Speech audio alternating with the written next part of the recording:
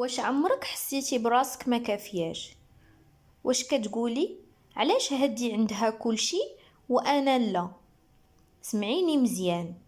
اليوم غادي نقول لك حوايج لو كنت عرفتهم انا بكري حياتي كانت غادا تبدل بزاف.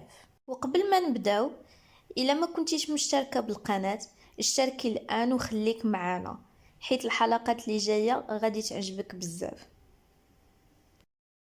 غادا ندخل في الموضوع نيشان. شوفي، اول حاجه حبسي تقارني راسك. اكبر غلطه كتديرها اي بنت هي انها كتبقى تشوف في حياة الناس وتنسى حياتها. فلانه مسافره، فلانه تزوجات، فلانه عندها خدمه زوينه، وانتي كتولي تحسي براسك ناقصه. ولكن الحقيقه كل وحده وعندها التوقيت ديالها، والمقارنه كتسرق منك غير راحة البال. اذا علاش غادي نبدا نقارن راسي مع شي وحده اخرى؟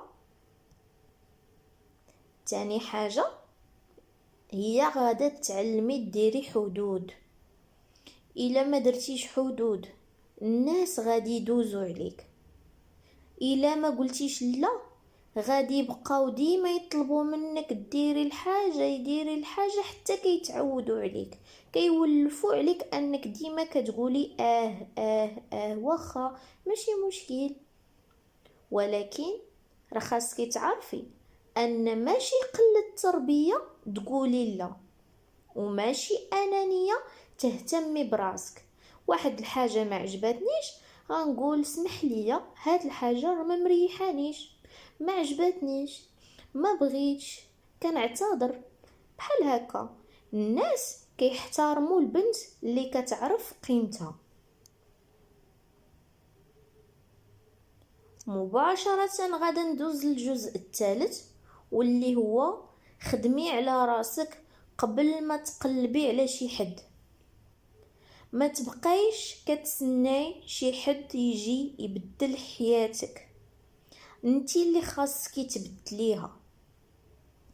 تعلمي شي مهارة، ديري شي تكوين، قراي، تقفي راسك، خدمي ولو بشويه ديال الفلوس. مهم راكي خدامه وكتحركي.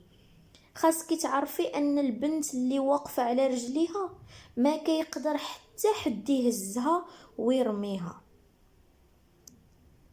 اتفقنا؟ مباشره الجزء الرابع، ما تربطيش قيمتك باهتمام شي حد. ماشي الا نقص الاهتمام من واحد الشخص غادي تنقصي من راسك نتيا، تبداي تقولي لا وانا لا. الا مشى شي حد راه ما كانش من نصيبك اصلا.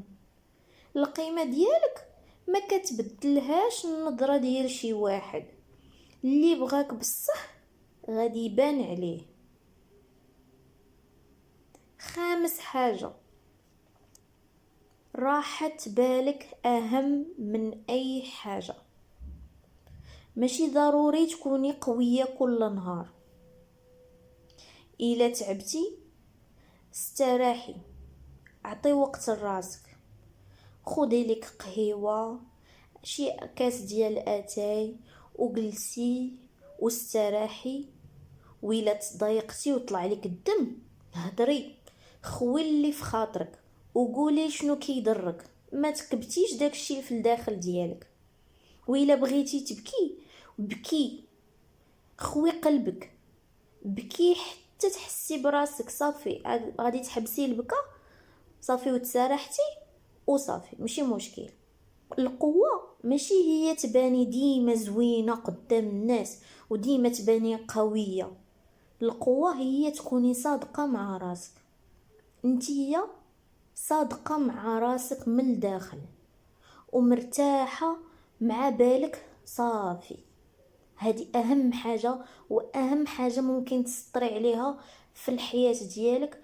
واهم نصيحة ممكن نصحك هي انك تركزي على راحة البال ديالك وما تخليش شي حاجة تخربق ليك بالك. اخر حاجة غادي نكون معاك صريحة، واللي بغيت نقول لك هو ان من الاحسن تكوني البنت اللي كتدخل شي بلاصه، كتدخل بشويه ولكن حضورها كيبان، الناس كيردوا ليها البال، كيشوفوها كيلتفتوا ليها. كوني البنت اللي ما كتجريش ورا الناس، ما نمشيش تابعه شي حد باش يبغيني، لا، ما نتبع حتى شي حد.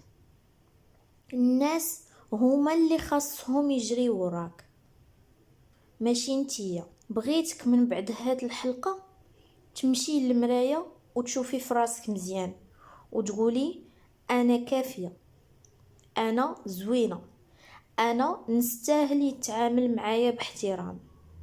واخر حاجه غادي نقولها لك في هذا البودكاست وديريها حلقه في ودنيك: احسن استثمار تقدري تديريه في حياتك هو انتي.